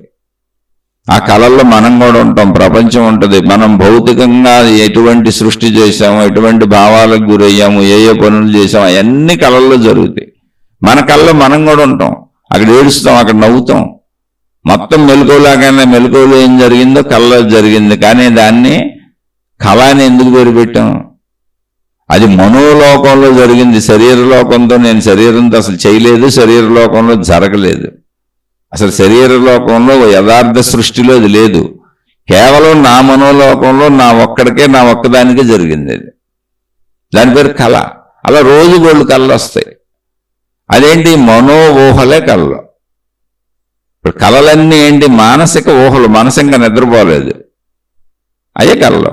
అలాగే మెలకువలో మానసిక ఊహలో దైవీపరంగా అంటే సిద్ధులు అన్నారు వీటిని. సిద్ధులంటే ఏమీ లేదు. సిద్ధులంటే మెలకువలో కళలో, అంతే, సింపుల్. అది అంటే మెలకువలో కళలు అంటే ఏమంటే నిజంగా జరిగిపోయినట్టు కనపడుతున్నాయి. ఇప్పుడు బోల్డ్ ప్రశ్నలు వేస్తారు, ఫలానా ఆయన అలా చేశాడు, ఫలానా ఆయన ఎలా చేశాడు, నాకు నిజంగా కనపడింది, నేను నిజంగా చూశాను, మా గురువు గారు ఎలా చూశారు, నా కళ్ళ ముందు నేను బోల్డ్ చూశాను, బోల్డ్ మంది మహాత్ములను చూశాను. మీరేం నన్ను కన్ఫ్యూజ్ చేయక్కర్లా, మీరు కన్ఫ్యూజ్ అవ్వక్కర్లా, అంత తెలియకుండా అమాయకంగా ఏం చావట్లా. అదే మనోలోకం. సిద్ధులన్నీ మనోలోకమే. దేనికి ఉపయోగపడ? అవి చేసిన వాళ్ళందరూ శరీరం వదిలేసి చచ్చిపోయారు. ఆ చేసిన వాటి వల్ల ఏ లాభం లేదు. ఏం చేసినా భూమి మీద ఉన్నాయే. ఒక వస్తువుని సృష్టించి ఇచ్చారనుకోండి, ఒక అరటిపండు ఉంది భూమి మీద. ఇలా చేతులు తిప్పి విభూతి ఇచ్చారనుకోండి, విభూతి మామూలుగా కూడా ఉంది భూమి మీద. మామూలుగా మనం గిన్నెలోంచి తీసి బొట్టు పెట్టుకుంటాం, చేతుల్లోంచి తీశారు. వీటికి అనేక రకాలైనటువంటి విధానాలు ఉన్నాయి. అటు జోలికి వెళ్ళబాకండి. అంటే ఏమీ లేదు, మనోలోకం అది. ఇప్పుడు మనోలోకంలో చాలా మంది నాకు దయ్యాలు పెట్టినాయి, భూతాలు పెట్టినాయి, నా మనసు పాడైపోయిందని భూత వైద్యులు, దయ్యాల వాళ్ళు కూడా తయారైపోయారు. అది ఎలాంటిదో ఇది అలాంటిదే. అద్భుతాలు, మహిమలు, మాయలు ఇవన్నీ మనోలోకము. సిద్ధులు అంటే మహిమలు, మాయలు, అద్భుతాలు ఏంటంటే పగటి కళలో, నీకు ఏమాత్రం ఉపయోగపడవు. మెలకువలో కళలో, మెలకువలో మానసిక ఊహలో, వాటి వలన అసలు నీకు ఉపయోగమే ఉండదు. ఎందుకంటే ఉపయోగం ఎవరికి జరగలా. ఒకవేళ జరిగిందని నువ్వు అనుకున్నావు అనుకో, భౌతికమైన డబ్బు ప్రపంచంలో ఉంది, భౌతికమైన బంగారం ప్రపంచంలో ఉంది, భౌతికమైన స్త్రీలు పురుషులు ప్రపంచంలో ఉన్నారు, శారీరక సుఖాలు ప్రపంచంలో ఉన్నాయి. నువ్వు మహిమని చెబుతున్న ప్రతిదీ ప్రపంచంలో ఇక్కడ ఉంది. లేదు నాకు జబ్బులు నయమైనాయి అన్నావు అనుకో, జబ్బులు డాక్టర్లు నయం చేస్తున్నారు. అలా మహిమలు చేసిన వాళ్ళు కానీ, మహిమలు పొందిన వాళ్ళు కానీ ఎవరైనా ఒక్కళ్ళైనా శరీరంతో జీవించున్నారా? అది చెప్పండి. మహిమైతే అది కదా. అప్రాకృతి అంటే ప్రకృతికి విరుద్ధమైన చర్యలు జరగాలి. శరీరంతో బతుకున్నోళ్ళు ఉన్నారా? ఆహారం తినకుండా ఉన్నోళ్ళు ఉన్నారా? ఉండగలరా? పోనీ ఇప్పుడు ఈ మహిమల మాయలు అద్భుతాలు చేసేవాళ్ళంతా ఉండగలరా? లేదు. శరీరం బాల్య కౌమార యవ్వన వార్ధక్య వృద్ధాప్య దశలు పొందకుండా ఉన్నారా? అవన్నీ మామూలుగానే నడుస్తున్నాయి. ఎందుకని శరీరాన్ని మనం గుర్తించగలం, మనసును గుర్తించలేం కదా, దానికి రూపురేఖలు లేవుగా. కాబట్టి సిద్ధులన్నీ, అద్భుతాలు, మహిమలు, మాయలన్నీ మానసిక కల్పనలు, పగటి కలలు. మళ్ళీ నేను చెబుతున్నాడు, విభూతి తీయటం నేనే చూసా, ఉంగరాలు తీయటం నేనే చూసా, అవన్నీ నాకు అనుభవమే. నోట్లోని శివలింగాలు తీయడం నేనే చూసా. ఎంతో మంది మహాత్ములు ఎన్నో చేయడం నేను చూసా. అవన్నీ బయట ఉన్నాయి. నోట్లోంచి తీసిన శివలింగం బయట ఉంది. బయట ఉందా శివలింగం? అలా ఏది వాళ్ళు తీసిన ఉంగరాలు సృష్టించారు, గొలుసులు సృష్టించారు, వాచీలు, అవన్నీ బయటే ఉన్నాయి. ప్రపంచంలో ఉన్నవే వాళ్ళు చూపిస్తున్నారు. ప్రపంచంలో ఉండే ఆల్రెడీ వాచీలు తయారైనాయండి. అది మానసిక లోకంలో మనిషి మేధస్సులోంచి తయారైంది. అది జ్ఞాన లోకంలోంచి. ప్రపంచంలో వస్తువులన్నీ మనిషి తయారు చేశాడు. బంగారాల నుంచి సమస్త మనిషి తయారు చేసుకున్నాడు ఇక్కడున్న మూలకాలను ఉపయోగించుకొని. అది మీకు కొంచెం డెప్త్గా సబ్జెక్ట్. అది ప్రత్యేకంగా దగ్గర కూర్చోబెట్టుకొని మీ ప్రతి ప్రశ్నకి సమాధానం చెబుతూ ఫేస్ టు ఫేస్ ఉంటేనే మీకు అది బాగా అర్థమయ్యేలా చెప్పడం కుదురుతుంది. ఎందుకంటే అందరూ ఈ మహిమల మాయల మనోలోకంలో చిక్కుకుపోతున్నారు. అవి పగటి కళలో. అర్థమైందా? అర్థం చేసుకోండి. ఇక లేకపోతే అక్కడికి వదిలేద్దాం. ఎందుకంటే నాకు అర్థమైంది కాబట్టి నేను చెబుతున్నా. ఇది మహాత్ములు చెప్పింది, నేను చెప్పింది కాదు. సిద్ధుల వైపు వెళ్ళొద్దు, వాటిని అసలు నమ్మొద్దు. నిజమైనటువంటి మహాత్ములు, గురువులు, నిజమైనటువంటి జ్ఞాన జిజ్ఞాసువులు, వాళ్ళు గురువులు అవ్వచ్చు, శిష్యులు అవ్వచ్చు, సామాన్య మనుషులు అవ్వచ్చు, నిజమైనటువంటి సత్యాన్ని తెలుసుకుందాం అనుకున్న జిజ్ఞాసువులు ఎవరో ఆ వైపు వెళ్ళరో, ఆ వైపు వెళ్ళిన వాళ్ళందరూ భ్రమల్లో పడిన వాళ్ళే అని చెప్పారు. నేను చెప్పట్లా, అవన్నీ భ్రమలు అని చెప్పారు. గ్రంథాల్లోనే ఉన్నదే నేను చెబుతున్నా. ఎందుకనంటే అవి మనోలోకపు చర్యలు. నువ్వు నిద్రపోయినప్పుడు కళ్ళు ఎలా వస్తున్నాయో, ఆ కళల్లో అన్ని నిజంగా ఎలా జరుగుతున్నాయో, ఆ కళల్లో అన్ని భావాలకి నువ్వు నిజంగా ఎలా గురవుతున్నావో. చాలాసార్లు కళ్ళలో మనం చచ్చిపోతాం. నేను చచ్చిపోయాను బాబోయ్ అని మనం లేసుకొచ్చుంటాం. అది కూడా జరుగుద్ది. ఓహో ఇది కళే కదా అని మనం హాయిగా నిద్రపోతాం. అన్ని భావాలకి గురవుతాం. మెలకువలో ఎన్ని భావాలకు గురవుతామో కళ్ళలో అన్ని భావాలకు గురవుతాం. అదంతా కళంతా మనసు యొక్క కల్పన, దాని ఊహ. అలాగే మహిమలు, మాయలు, అద్భుతాలంతా పగటి కళలో. అంటే పగలు కలగంటున్నారు, పగలు ఊహించుకుంటున్నారు, పగలు భావించుకుంటున్నారు. మరి కళ్ళలో కళ నిజమే కదా. అలాగే మెలకువలో కళ కూడా నిజమే. ఎవరికి? వాళ్ళకి. ఎవరికి? ఊహించుకుంటున్న వాళ్ళకి, ఆ గురువుగా శిష్యుడికి. ఎవరు ఊహించుకుంటున్నారు? ఎంతమంది ఊహించుకుంటున్నారు? ఒక సమూహంగా కూర్చొని ఒక 1000 మంది ఊహించుకుంటున్నారు. 1000 మందికి కరెక్ట్. అది సమూహం కదా. మీరు ఒక సమూహంగా కూర్చొని 1000 మంది, ఇప్పుడు అక్కడ ఒక కుక్క ఉంది, 1000 మంది అది కుక్క కాదు నక్క అనుకుంటున్నారు. సమూహంగా మొత్తం ఇప్పుడు అది నక్క అనుకుంటున్నారు. ఆ 1000 మందికి అది నక్క, 1001వ అది కుక్క. మానసిక భావన బలీయత అంత ఉంటుంది. అందుకని మానసిక డాక్టర్లు వచ్చారు, ఇప్పుడు సైకియాట్రిస్టులు, సైకాలజిస్టులు వచ్చారు. అనేక మందికి లేని వస్తువులు కనపడుతూ ఉంటాయి పట్టపగలో. మాయలలోనే ఉన్నారు. అంటే భయం వాళ్ళకి ఎక్కువ తీవ్ర భయానికి లోనైతే లేని వస్తువులు కనపడతాయి, లేని మనుషులు కనపడతారు. అదంతా సైకలాజికల్ ప్రాబ్లం. అది నిజంగా కనపడుతున్నారు. అక్కడ ఎంతో మంది చనిపోయిన వాళ్ళు కనపడుతున్నారు, మా వాళ్ళు కనపడుతున్నారు, నా భర్త కనపడ్డాడు, నా భార్య కనపడింది, నా పిల్లలు కనపడుతున్నారని చెబుతూ ఉంటారు. దాన్ని ఆధారంగా చేసుకుని ఆత్మలో కల్పనలో అల్లేసి మళ్ళీ దానికి ఒక ముఠాలు తయారైపోయారు, దానికి దుకాణాలు ఓపెన్ చేశారు. కాదు, మనసు ఎంత గాఢంగా దేన్ని భావించుకుంటుందో దాన్ని తన కళ్ళ ముందు ప్రత్యక్షం చేసుకుంటుంది. ఎందుకంటే లోపల కనపడుతుంది కూడా మనసు వల్లనే. మనకి అసలు నేను ఈ శరీరం నేనని నమ్ముతుంది మనసు వల్లనే. మనం దాని గాఢత ఎక్కువైపోయినప్పుడు ఎదురుగుండా ఉందని నమ్ముతాం. ఎందుకని మన లోపల నమ్మేది దాన్నే కదా. లోపల నమ్మకాలు అదే అయినప్పుడు ఆ నమ్మకాన్ని ఇంకా పెంచుకుంటే బయట కూడా నమ్మచ్చు. అది మీకు డెప్త్ సబ్జెక్టు. దగ్గర కూర్చుంటే ఇంకా బాగా ఎదురు కూర్చుంటే అర్థమయ్యేట్టు చెప్పచ్చు. అందుకని మహాత్ములు చెప్పిందని పట్టుకొని వెళ్ళిపోతాం. ఇక్కడ అది కుదరదు. ఇంతవరకే చెప్పగలను. దీనికి సాధన అవసరం కొంచెం. ప్లస్ ఎదురుగా కూర్చుంటే దాని నిరూపణలతో సహా చెప్పొచ్చు. ప్లస్ సాధన చేయాలి. మనసు యొక్క స్థితిగతిని బాగా సాధన చేసి తెలుసుకోవాలి. ఎందుకంటే మనసుకి ప్రాణశక్తికి పెద్ద తేడా ఏం లేదు. ప్రాణశక్తి ఎంత శక్తివంతమైందో, ఆత్మశక్తి ఎంత శక్తివంతమైందో, మనసు అంతే శక్తివంతమైంది. కానీ మనసులో ఉన్నవన్నీ పరిమిత విషయాలు, అంతే శరీరపరమైన పరిమిత విషయాలు. మనసు పరిమిత దేవుళ్ళని, పరిమిత దేవతల్ని చూపించగలదు, పరిమిత మహిమల్ని చేయగలదు. అంత పరిమితత్వాన్ని నీకు సిద్ధులుగా చూపించగలదు, మహిమలు మాయలుగా చూపించగలదు.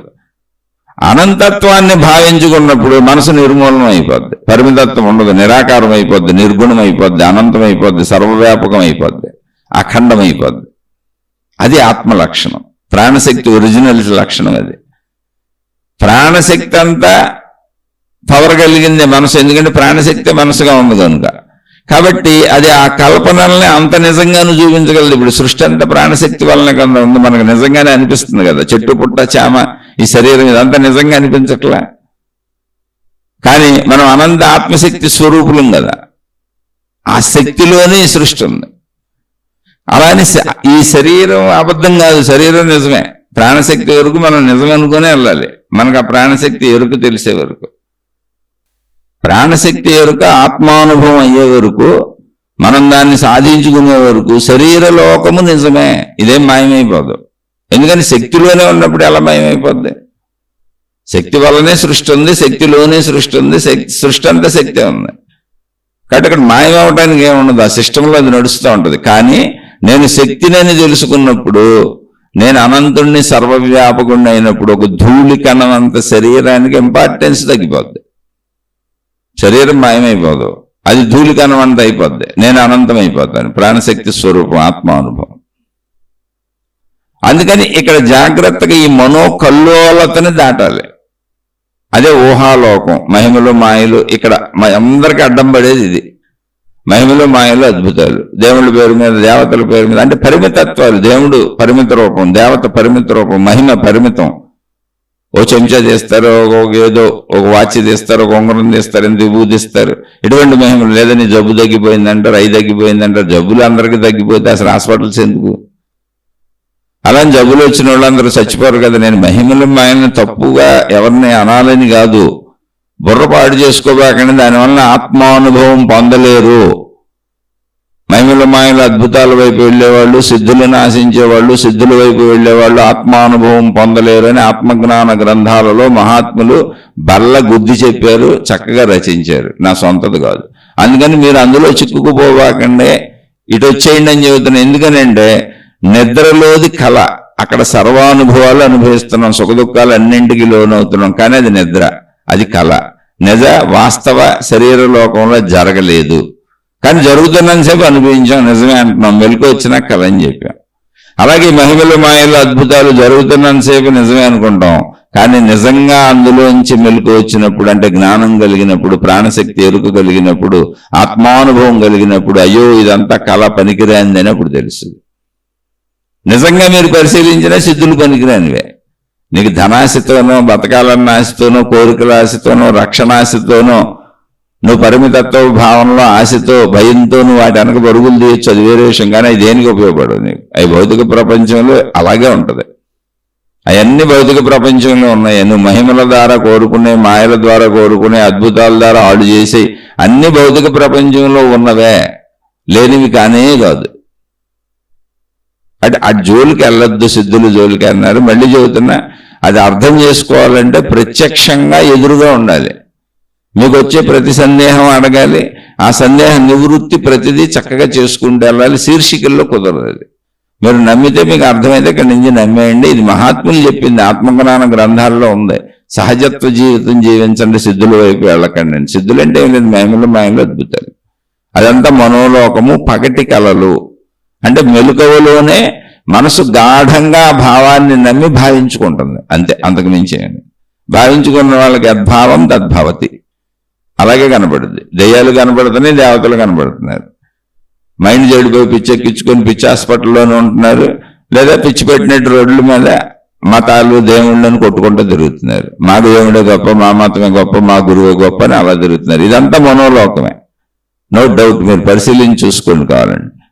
ఈ మనోలోకం ఎంత గొప్పగా ఉంటుందంటే మెలకువలో ఉన్న ఈ దైవీపర మనోలోకం, ఈ దేవుని నదులు ఇంకో దేవుడి దగ్గరికి వెళ్ళిపోతారు, ఈ గురువు నదులు ఇంకో గురువు దగ్గరికి వెళ్ళిపోతారు, అక్కడ కూడా మళ్ళీ అంత గాఢంగా నమ్ముతారు. అప్పుడు ఈ గురువుని తిడతం మొదలు పెడతారు. ఈ మతాన్ని వదిలి ఆ మతంలోకి వెళ్తారు, అప్పుడు కూడా అంత గాఢంగా నమ్ముతారు, ఈ మతాన్ని తిడతం మొదలు పెడతారు. ఈ గురువుని తిడతారు, ఈ దేవుణ్ణి తిడతారు, ఈ మతాన్ని తిడతారు, ఆ కొత్త ఆటిలోకి వెళ్తే. ఎక్కడ ఉంటే వీటిని పొగుడితే వాటిని తిడతా ఉంటారు. ఆ మనోలోకపు చర్య అంతే, అది అలాగే ఉంటుంది. సత్యం అలా ఉండదు. ప్రాణశక్తి తత్వం అనంతం. అందుకని శరీర స్థితిని దాటి మనోస్థితిని దాటి ప్రాణశక్తి స్థితిలోకి వచ్చి కూర్చో. అది ఎలా ఉంటుంది? ఆకాశము వలె ఉంటుంది అని చెప్పారు. నిరాకారము, ఆకాశం నిరాకారమేగా. నిర్గుణము, ఆకాశానికి ఏ గుణము లేదు. అనంతము, ఆకాశం ఎంత ఉందో తెలియదు, ఉన్నదంతా అదే. సర్వవ్యాపకము, మొత్తం వ్యాపించి ఉన్నది అదే. సృష్టి అంతా ఆకాశంలోనే ఉంది.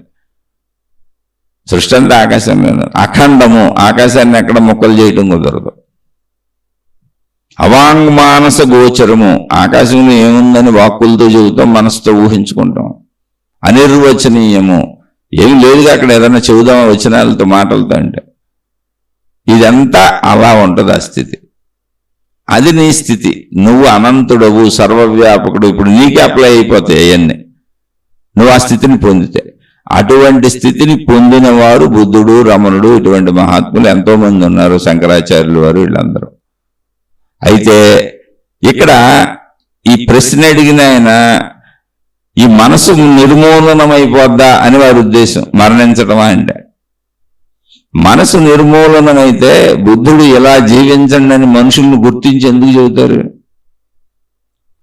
ఆత్మానుభవం పొందినప్పుడు, ఆత్మానుభవం పొందనప్పుడు మనిషిలో ఏంటో గమనిద్దాం ముందు. ఆత్మానుభవం అసలు పొందల ఆ మనిషి ఎలా ఉంటాడు? నేను ఈ శరీరము అని తన శరీర భావన ఉంటుంది.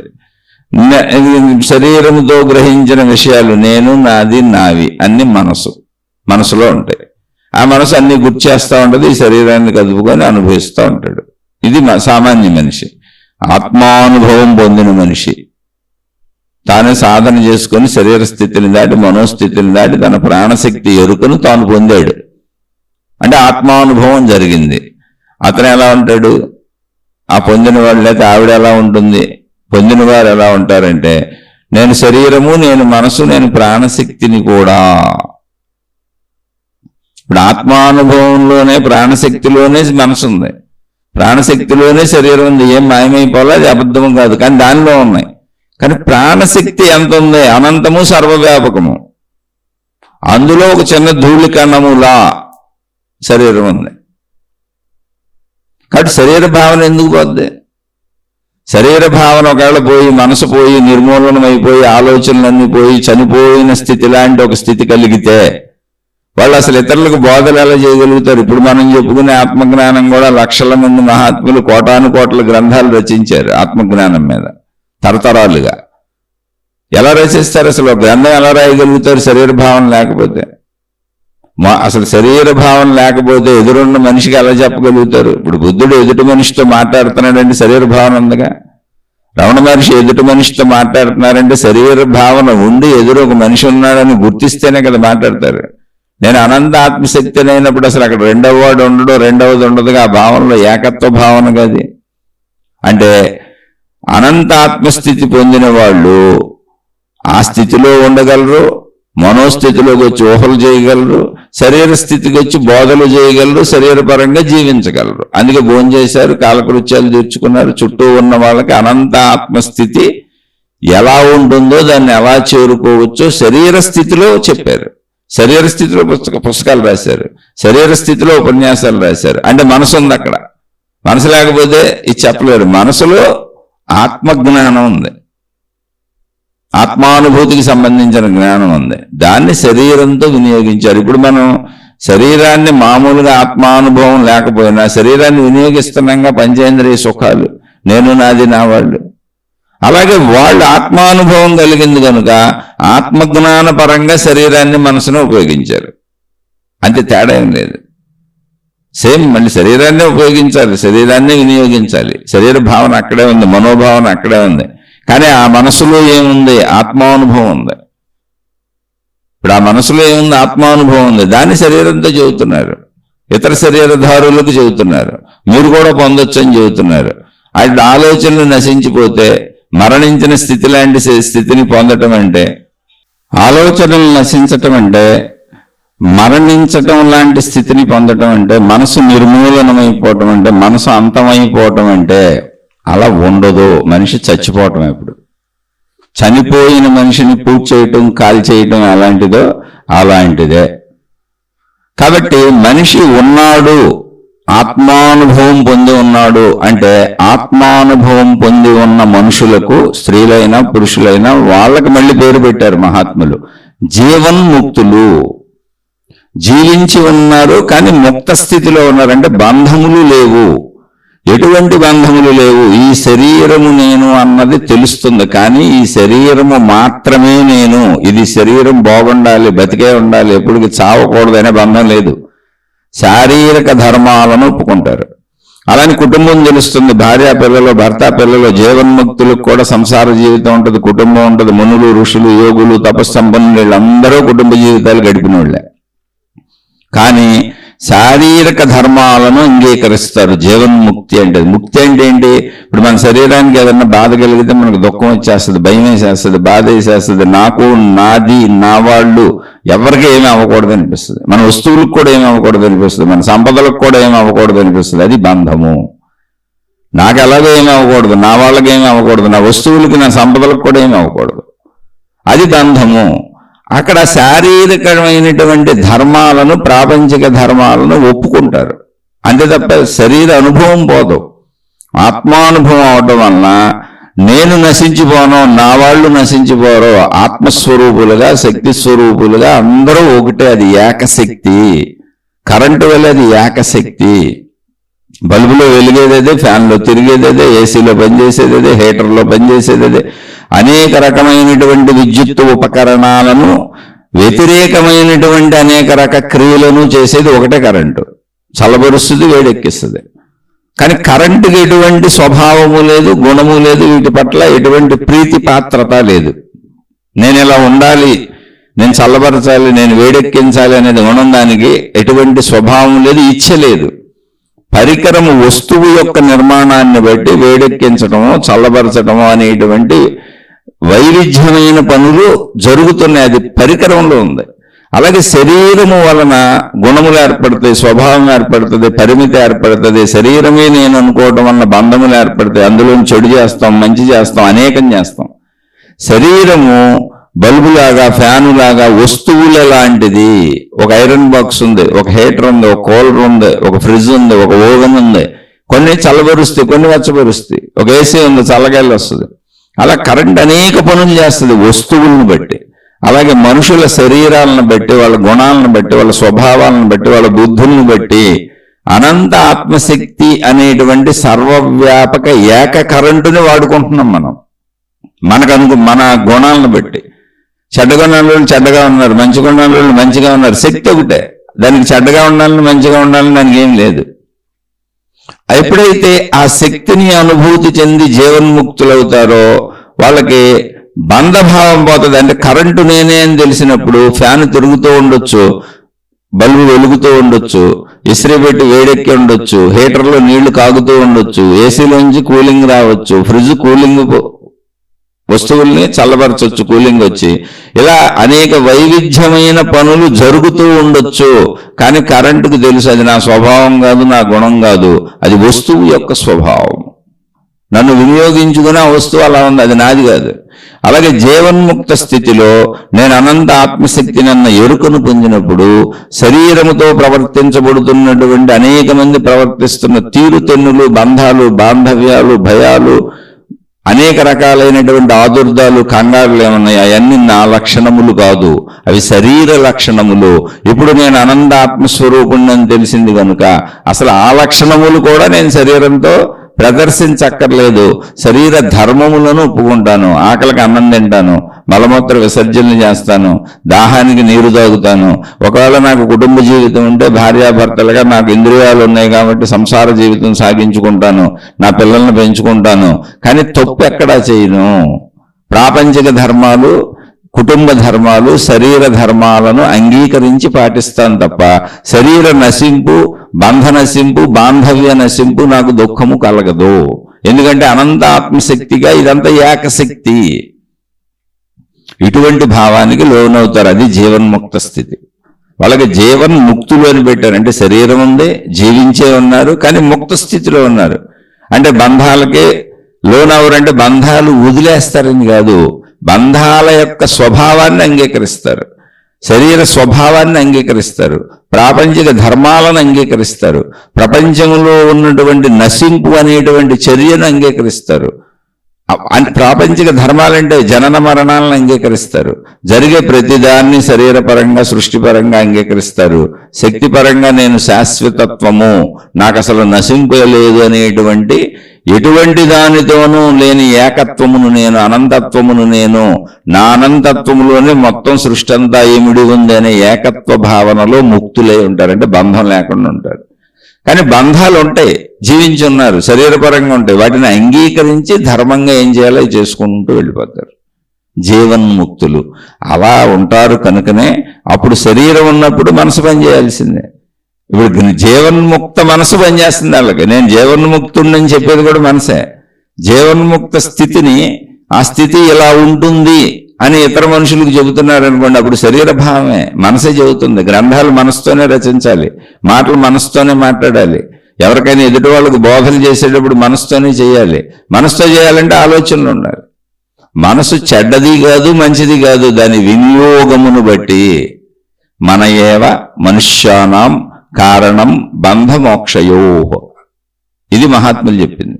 అంటే జీవన్ముక్త స్థితిలో అర్థమవుతుంది ఇది.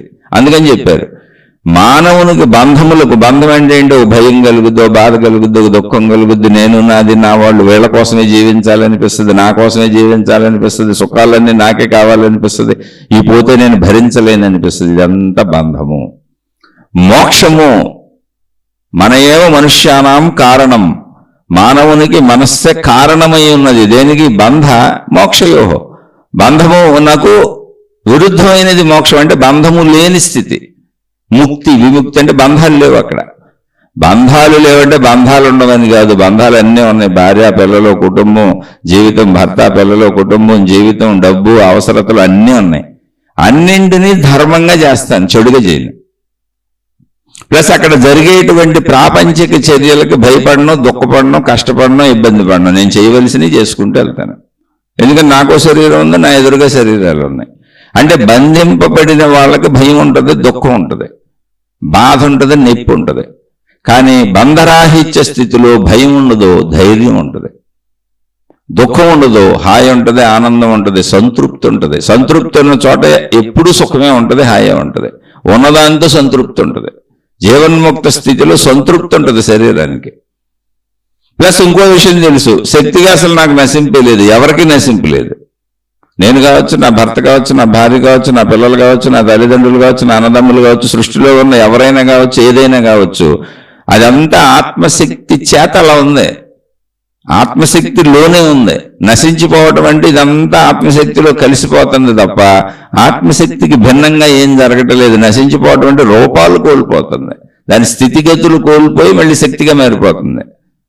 ఈ విషయం అర్థమైనప్పుడు దుఃఖమే ఉంటుంది, ఎక్కడికి పోవట్లేదు కదా, శక్తిలోనే కలిసిపోతుంది, నేను శక్తిగానే ఉన్నాను.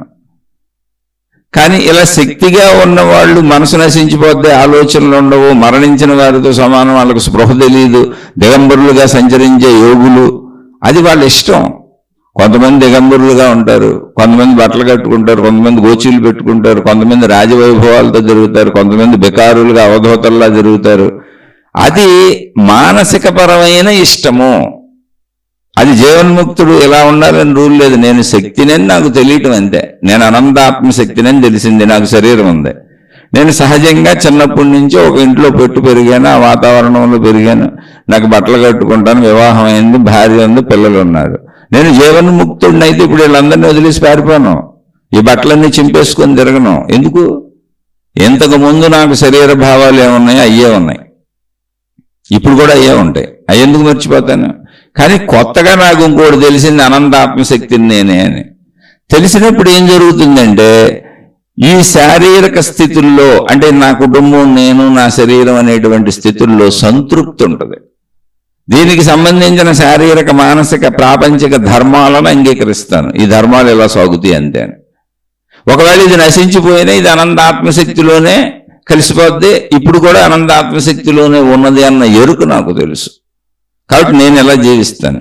కాదు ఒక ఆయన అసలు ఇదంతా కాదు, ప్రపంచాన్ని వదిలిపెట్టేసి నేను ఎక్కడికో వెళ్ళిపోయి ఈ శరీరం మీద వ్యామోహం లేకుండా దిగంబరుడుగా తిరిగి సాధనలు చేసుకుంటే నాకు అనంత ఆత్మశక్తి తెలుస్తుంది అని అలా చేసుకొని అలాంటి గురువుని అనుసరించాడు అనుకోండి, ఆయన జీవన్ముక్తుడైనాక దిగంబరుడుగా తిరుగుతూ ఉంటాడు.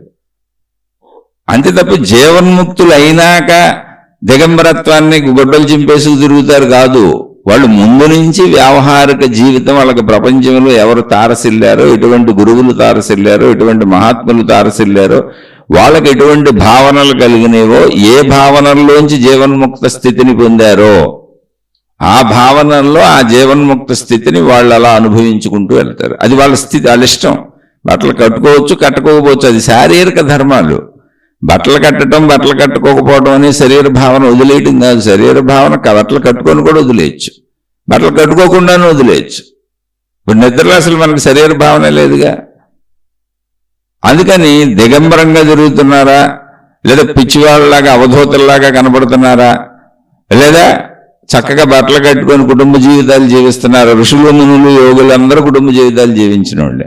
కానీ అదే కాలంలో అవధూతల్లాగా ఉండి కుటుంబ జీవితాలకు దూరంగా ఉన్న వాళ్ళు ఉన్నారు. అసలు చిన్నతనంలోనే వెళ్ళి చేసుకున్న వాళ్ళు అనేక మంది ఉన్నారు.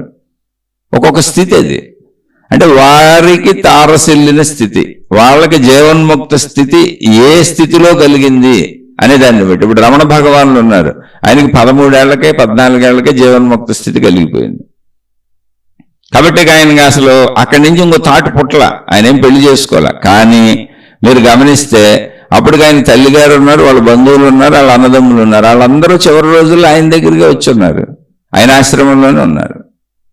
ఇప్పుడు కూడా రమణ భగవానులు తన తల్లిగారు అక్కడే ఉండి తన దగ్గరే చనిపోతే, చనిపోయిన తన తల్లికి ఆలయం కట్టించారు ఆయన, మాతృభూతేశ్వరాలయం అని. తన తల్లిని ఆయన ఏం మర్చిపోవాలి, ఇప్పటికే ఉంది రమణాశ్రమంలో. తన తల్లిగారిని సమాధి చేయించి ఆ సమాధి పైన శివలింగాన్ని పెట్టి ఒక గుడి మందిరం కట్టి ఆ మందిరానికి మాతృభూతేశ్వరాలయము అని పేరు పెట్టారు. ఎవరు దేన్ని వదిలేలా. మీరు ఎక్కడో అర్థం చేసుకోవటంలో తప్పుగా అర్థం చేసుకుంటున్నారు, లేదా మీకు చెప్పేవాళ్ళు తప్పుగా చెబుతున్నారు. అలాగే బుద్ధుడు వివాహం చేసుకున్న తర్వాత బయటకు వచ్చాడు ఆయన. బుద్ధుడు వివాహం చేసుకున్నాడు, భార్య ఉంది, సంసార జీవితం గడిపాడు, పిల్లల్ని కన్నాడు, ఆయన కుమారుడు కూడా ఉన్నాడు. అవన్నీ అయిపోయినా కొంతకాలానికి ఆయన ఇంట్లో ఉంటే నేను తెలుసుకోలేను, నేను బయటకు వెళ్ళి తెలుసుకోవాలి సత్యాన్ని అని ఆయన ఇల్లు వదిలిపెట్టి వెళ్ళిపోయాడు. అందరూ అలా వెళ్ళాలని రూల్ లేదు, ఋషులు, మునులు, యోగులు ఇంట్లో ఉండే తెలుసుకున్నారు. అలాని బుద్ధుడు వెళ్ళిపోయాడు, తప్పనటానికి ఏం లేదు. ఆయనకు అలా అనిపించింది. అంటే ఆయన కుటుంబ పరిస్థితులు, ఆయన మానసిక పరిస్థితుల్లో ఈ బంధాల మధ్య నేను పొందలేను అని ఆయనకు అనిపించింది. ఈ బంధాల మధ్య పొందగలను అనుకున్న వాళ్ళు అలా పొందుతారు. గృహస్థు ధర్మమే మంచిది, గృహస్థులే ఎక్కువ జీవన్ముక్తులు అవ్వగలరు అని శాస్త్రాలన్నీ చెబుతున్నాయి. అలా ఎందుకు చెబుతున్నాయి అంటే, గృహస్థుగా నువ్వు వృత్తి వ్యాపార ఉద్యోగాలు చేసుకోవచ్చు, డబ్బు సంపాదించుకోవచ్చు, తగుమాత్రంగా సంపాదించుకొని నీ కామ కోరికలు తీర్చుకోవచ్చు, చక్కగా భార్యాభర్తలు వివాహం చేసుకొని నీ పిల్లల్ని కానీ సమయం మిగిల్చుకొని సాధనలు చేసుకున్నావు అనుకో, అసలు ఇంకోటి మీద ఆధారపడాల్సిన పని లేదుగా. నీ డబ్బు నీకు ఉంటుంది, నీ సుఖాలు తీర్చుకోవచ్చు, ఇంద్రియాలు అణుచుకోవక్కర్లేదు, కోరికలు అణుచుకోవక్కర్లేదు, అన్ని తీర్చుకోవచ్చు. ప్లస్ నీ భార్య నీకు అన్ని సౌకర్యాలు చేసి పెడుతుంది, సమయం మిగులుద్ది. నువ్వు నీకు భార్యకి అన్ని సౌకర్యాలు చేసి పెడతావు, ఆవిడికి సమయం మిగులుద్ది. మీకు వృద్ధాప్యం వస్తే మీ పిల్లలు మీకు అన్ని చేసి పెడతారు, మళ్ళీ అప్పుడు సమయం మిగులుద్ది. అలా సాధనలు చేసుకోవచ్చు. ఉత్తమమైనటువంటి సాధనాలయం గృహస్థ ధర్మం. మిగిలినవన్నీ ఏంటి, సన్యాసికి వెళ్ళిపోయావు అనుకో, నిరంతరం పంచేంద్రియాలను అణుచుకోవాల్సిందే. నువ్వు భిక్షక వృత్తితో జీవించాలి, ఏదో తినాలనిపిస్తుంది ఆపుకోవాలి, చూడాలనిపిస్తుంది ఆపుకోవాలి, కామ కోరికలు ఆపుకోవాలి, మొత్తం ఆపుకోవాలి. అది అంత తేలికైన విషయం కాదు.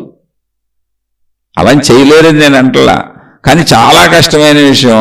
శాస్త్రాలు మీరు మళ్ళీ వెనక్కి వెళ్ళి చదువుకోండి. శాస్త్రాలంటే మన ముందు మహాత్ములు మనకు అందించిన ఆధ్యాత్మిక ఆత్మజ్ఞాన గ్రంథములు. అన్నింటిలో ఏం చెప్పారంటే గృహస్థు ధర్మం ఉత్తమమైనది అని చెప్పారు. దాని ద్వారా పొందటం ఈజీ అని చెప్పారు. ఎందుకంటే ఇంద్రియములను అణచవలసిన పని లేదు, ధర్మబద్ధమైనటువంటి విధానంలో జీవిస్తూ అన్ని కోరికలు తీర్చుకుంటూ నువ్వు ఆత్మజ్ఞాన సాధన చేసుకోవచ్చు. ఇప్పుడు సన్యాసి అయిన వ్యక్తి మళ్ళీ తన భోజనానికి గృహస్థు మీద ఆధారపడతాడు. సంపాదించుకునే వాళ్ళ దగ్గరికి వచ్చి నాకు భిక్ష పెట్టండి, నేను సాధన చేసుకుంటున్నాను అంటాడు. గురువులు, మహాత్ములు, మతాలు, మార్గాలు, విధానాలు, పద్ధతులు ఎవరెక్కడ పెట్టినా వాళ్ళందరికీ డబ్బులు ఇచ్చేది, సేవలు చేసేది గృహస్థులే. వీళ్ళు కష్టపడి సంపాదించుకొని మా గృహస్థులం కనుక, మా వృత్తి వ్యాపార ఉద్యోగాలు చేసుకొని మమ్మల్ని మేము పోషించుకోవాలి కనుక అవన్నీ చేసుకుంటూ మీరు ఏదో గురువులుగా, మహాత్ములుగా, దైవ మార్గ, మత మార్గ ప్రచారాలు చేస్తున్నారు కాబట్టి, మీరు అడుగుతున్నారు కాబట్టి ఇదిగో మీకు కూడా మేమే డబ్బు ఇస్తున్నాం అంటున్నారు. అక్కడ కూడా దాన్ని బతికిస్తుంది గృహస్థాశ్రమమే. గృహస్థు కాని వాడికి సంపాదించాల్సిన అవసరమే లేదు. అందుకే ఇప్పుడు ఎవరైనా మీరు చూడండి, గృహస్థాశ్రమం కాకుండా వదిలి వెళ్ళిపోయిన వాళ్ళు ఎవరైనా ప్రజల మీద ఆధారపడి వాళ్ళు డబ్బులు తీసుకున్నారు, భిక్షాన్నాలు తిన్నారు, అలా బతికారు. అంటే ఉత్తమమైనది గృహస్థాశ్రమం. అలాగే జీవన్ముక్తులకి శారీరక ఆలోచన ఉండదని అనుకోబాకండి, మనసు ఉండదని అనుకోబాకండి. మనసు లేకపోతే అసలు ఈ ఆత్మజ్ఞాన గ్రంథాలు రచించలేరు, బోధించలేరు. బుద్ధుడు లాంటి వాళ్ళు వేల లక్షల మందిని ఇన్స్పైర్ చేశారు ప్రపంచం అంతా తిరిగి. రమణులు తన జీవితకాలం తన దగ్గరికి వచ్చిన వాళ్ళకి వాళ్ళు అడిగిన దానికి సమాధానం చెబుతూనే ఉన్నారు. అందరూ దేహపరంగానే జీవించారు, భోజనాలు చేశారు, తిన్నారు, కాలకృత్యాలు తీర్చుకున్నారు. అదంతా మనసే. మనసు ఉంటేనే చేయగలరు. అనంత ఆత్మస్థితిలో మనసు ఉండదు, కానీ ఆ అనుభవ భావం ఉంది గాఢంగా. అప్పుడు మంచి మనసు ఉంటుంది, మోక్ష మనసు ఉంటుంది, బంధ మనసు ఉండదు అక్కడ. అందుకని మన ఏవ మనుష్యానాం కారణం బంధ మోక్షయోహో. జీవన్ముక్తులకి మోక్ష మనసు ఉంటుంది. సామాన్య మనలాంటి అంటే నాలాంటి సామాన్య మానవులకు బంధ మనస్సు ఉంటుంది. అంతే తప్ప విడిభేదాలు ఉండవు. అలానే దిగంబరులుగా తిరగటం, లేదా కొంతమంది గోచీలు పెట్టుకోవటం, కొంతమంది డ్రెస్సులు వేసుకోవటం, ఎవరి స్టైల్లో వాళ్ళు ఉండటం అనేది అది ప్రాపంచిక ధర్మాలలో వాళ్ళకి ఎలా ఉండాలనిపిస్తే అలా ఉంటారు. అది ఏది కొలబద్ద కాదు. ఇప్పుడు దిగంబరుడుగా తిరుగుతున్నాడు కాబట్టి ఉత్తముడు కాదు, ఓ పిచ్చోడు కూడా దిగంబరుడుగానే తిరుగుతున్నాడు. ఒక గోచి పెట్టుకున్నాడు కాబట్టి ఉత్తముడు కాదు, అసలు బట్టలే దొరకలేదు అడుక్కునేవాడు కూడా గోచి పెట్టుకోవచ్చు. కాదు, మంచి కాస్ట్లీ బట్టలు కట్టుకున్నాడు, కోటాను కోట్లు తిప్పుతున్నాడు కాబట్టి ఉత్తముడు కాదు. ధనవంతులు, అపర కుబేరులు అందరూ అలాగే ఉంటారు. అలాంటి కొంతమంది గురువులు కూడా ఉండొచ్చు. అది ఏంటి అనేది నిర్ణయాత్మక స్థితి కాదు. అక్కడ ముక్త మనస్సా అంటే జీవన్ముక్తుడికి మనసు ఉండేది మోక్ష మనసు. మనసు ఉంటుంది, మోక్ష మనసు. మన ఏవ మనుష్యానాం కారణం బంధమోక్షయోహో. మోక్ష మనసు ఉంది అంటే శరీరపరమైన మనస్సే, కానీ మోక్ష మనసు. అందులో బంధాలు లేవు. బంధాలంటే భయాలు, ఆదుర్దాలు, కంగారులు. తృప్తితో కూడిన మనసు ఉంది, అదే మోక్ష మనస్సు అండి. నిరంతర తృప్తితో ఉంది, అది మోక్ష మనస్సు. సామాన్యుడికి ఉండేది బంధ మనస్సు. ఆలోచించి చూడండి. ఇంకా మీకు ఒకవేళ ఏమైనా అర్థం కాకపోతే మళ్ళీ స్పష్టంగా ప్రశ్న రూపంలో అడగండి. మీకు అర్థం కాని విషయాన్ని మళ్ళీ విశ్లేషించుకునే ప్రయత్నం చేద్దాం. ఇది ఆధ్యాత్మిక చదువు, ఆత్మజ్ఞాన చదువు. ఇది ఒక ఆధ్యాత్మిక విద్యాలయం. విద్యాలయంలో పాఠాలు చెప్పుకొని పిల్లలు ఎలా నేర్చుకుంటారో అలా రోజు కొద్దిగా ఆత్మజ్ఞానాన్ని మర్చిపోకుండా, అలాగే శరీరపరంగా మనం ప్రపంచక జీవితంలో మంచిగా జీవించాలనే విషయాన్ని మర్చిపోకుండా గుర్తు చేసుకోవటానికి శీర్షికలు పెట్టుకున్నాం. రోజు కాసేపు దానికి సమయం కేటాయించుకొని మంచిగా బతుకుదాం. ఆత్మజ్ఞానాన్ని తెలుసుకుంటూ మన స్వీయ ఆత్మతత్వాన్ని తెలుసుకునే ప్రయత్నం చేద్దాం. ఈ విధానం నచ్చని వాళ్ళు, నేను చెప్పింది నచ్చని వాళ్ళు, ఇదంతా అసలు మాకు నచ్చటం లేదు అనుకునేవాళ్ళు దయ ఉంచి నన్ను క్షమించి వదిలివేసి మీ మార్గాల్లో మీరు సాగిపోండి. ఎందుకనంటే నేను అతి సామాన్యుడను, నాకు ఎటువంటి గుర్తింపు లేదు, అక్కర్లేదు. ఎందుకంటే అసలు నేనేం పొందలేదు, సామాన్యుడిని. నేను చెబుతున్న విషయాలన్నీ కూడా ఇంతకు ముందు చెప్పినటువంటి మహాత్ములు అనేక మంది అనేక గ్రంథాలు రచించి చెప్పారు, అనేక మంది ఉపన్యాసాలు చెప్పారు.